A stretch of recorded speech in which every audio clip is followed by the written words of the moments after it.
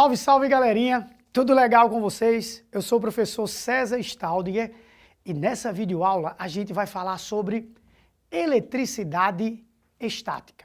Vamos aqui bater um papinho rápido, tá certo? Deixa eu te perguntar uma coisa.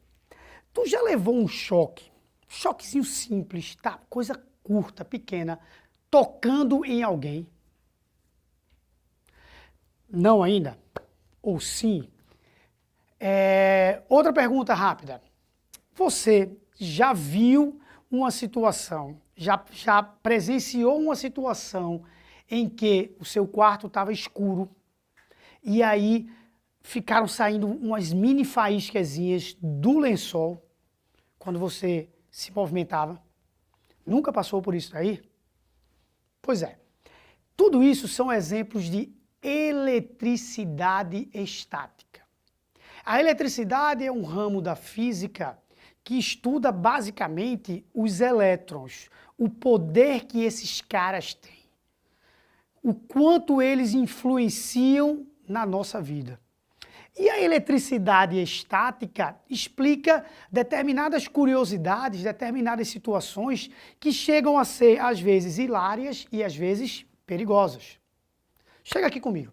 Vê bem, primeiramente vamos relembrar o átomo, vamos relembrar como é que o átomo funciona. Talvez você tenha tido contato com isso alguma vez. Bom, o átomo é uma estrutura que basicamente ele é formado de duas partes, uma delas o núcleo e a outra a eletrosfera. No núcleo encontram-se as partículas, dois tipos de partículas, tá? Chamadas de nêutrons e prótons. Existem subpartículas, mas que não são importantes para o nosso contexto. Então você tem nêutrons e prótons. E na eletrosfera, que está representado com essas linhazinhas brancas aqui, existem os elétrons, tá? Percebe de antemão logo que os elétrons, eles estão fora da caixinha chamada núcleo. Isso vai ser facilitador para que eles possam transitar. Já os prótons e os nêutrons estão dentro dessa caixinha que é o núcleo, tá certo? E aí, a matéria tem uma propriedade chamada de carga elétrica. Toda matéria tem essa propriedade. Às vezes ela não é exacerbada, porque essa propriedade ela só se exacerba, ela só aparece, ela só se mostra quando há um desequilíbrio entre a quantidade de prótons e a quantidade de elétrons. Enquanto essa quantidade for igual, a carga elétrica ela não aparece. Ela existe, mas ela não aparece, ela fica na caixinha, ela fica presa, escondidinha lá. Aí quando você gera esse desequilíbrio, aí ela aparece.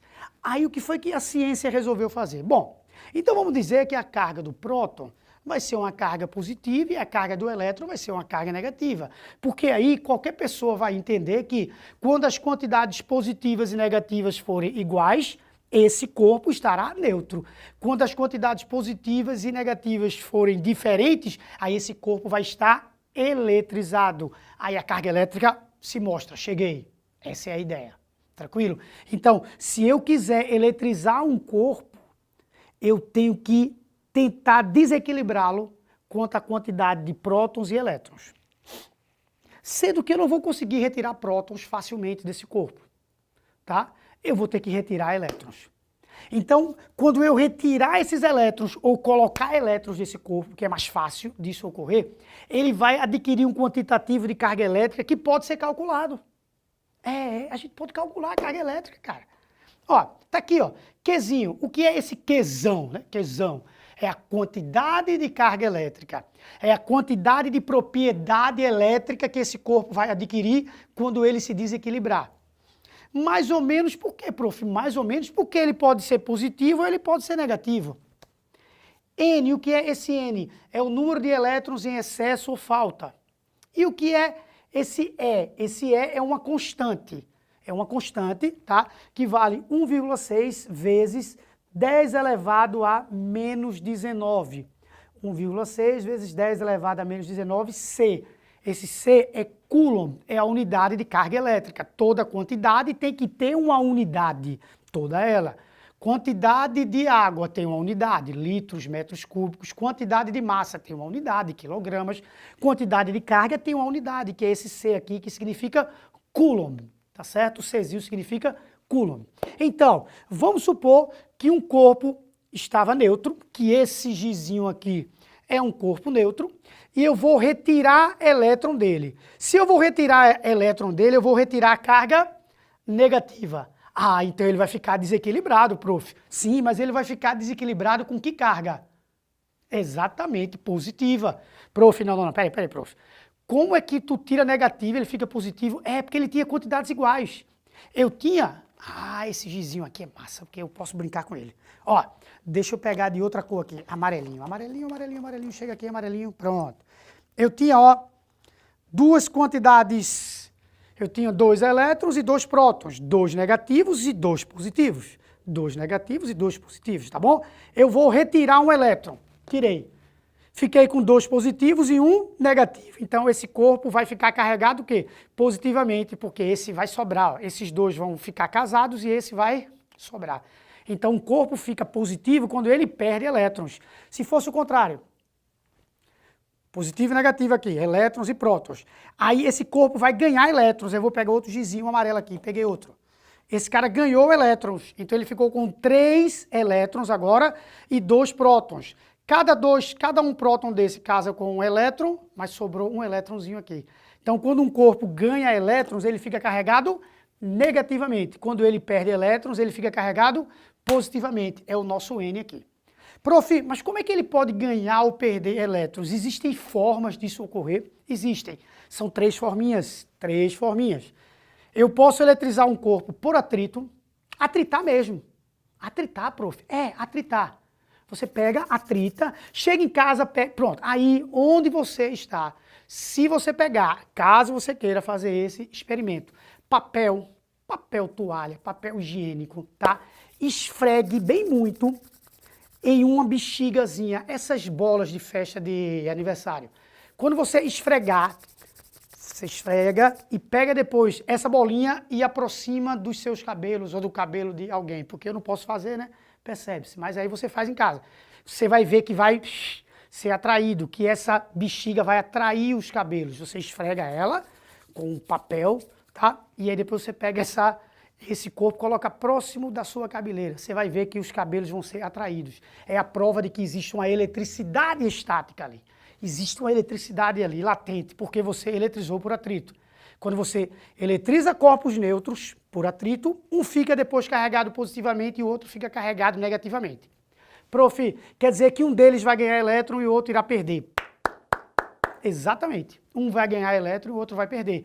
Um vai ganhar elétrons e o outro irá perder elétrons. Quem ganhou? Esse corpo. Quem perdeu? Esse corpo. Esse aqui ganhou porque ficou o quê? Negativo, perfeito. Esse aqui perdeu porque ficou o quê? Positivo. Outra forma de se eletrizar é por contato. Você tocar, esse corpo aqui já estava eletrizado, tá bom? Esse aqui já estava eletrizado. Você colocou ele em contato com um corpo neutro. Você colocou um corpo eletrizado em contato com um corpo neutro. Esse corpo eletrizado, ele tem falta de elétrons, concorda comigo? Se ele está positivo, ele tem falta de elétrons. Ele está precisando de elétrons. Aí quando tu encostar esse cara no corpo neutro, tá? O que é que o corpo neutro faz? Poxa, o meu amigo está precisando de elétrons. Eu vou doar elétrons para ele. Então ele vai e doa elétrons para esse cara. Como esse cara estava devendo 2 elétrons, ele vai ganhar um elétron e aí no final os dois ficarão devendo a mesma coisa. É aquela amizade que o cara, um amigo teu está devendo uma certa grana, tu diz, bicho, eu vou emprestar para esse cara. Eu vou ficar devendo também. Mas pô, esse cara mora no meu coração, bicho, essa pessoa mora no meu coração, então eu vou ajudá-la aí. Então esse vai fornecer elétrons para esse, no final os dois ficarão devendo. E o outro processo é o processo da indução. Na indução, você nem atrita, nem encosta, você só aproxima. Nem atrita, nem encosta, você só aproxima. Então você pega um corpo que está eletrizado e vai aproximar de um corpo que está neutro. O simples fato de tu aproximar, tu já vai mexer naquela estrutura. Elétrons vão ficar oriçados para chegar naquele outro corpo, para pular, enfim.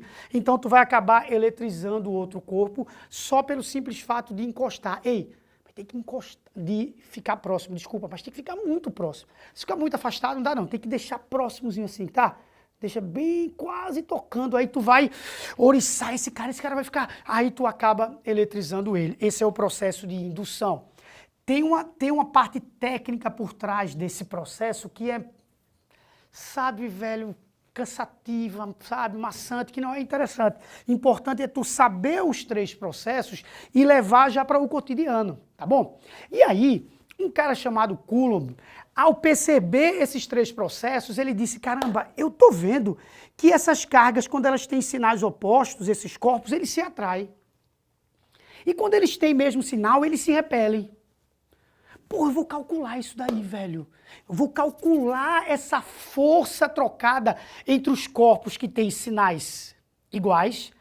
Ele chamou essa força de repulsão. Tá aqui, ó. Repulsão, essa e essa daqui, ó. Sinais iguais, positivo e positivo.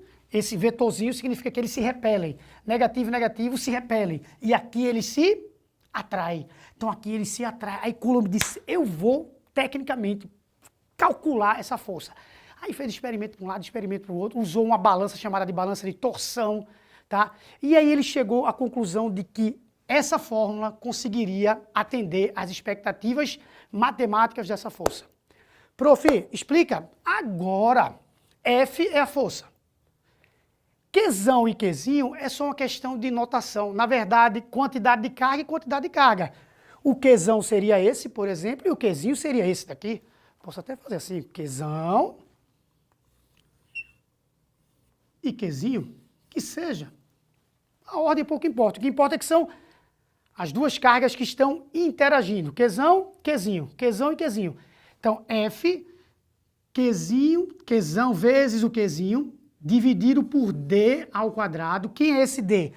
É a distância entre as cargas, e aí ele mostra que quanto mais distantes as cargas estiverem, menor é a força entre elas.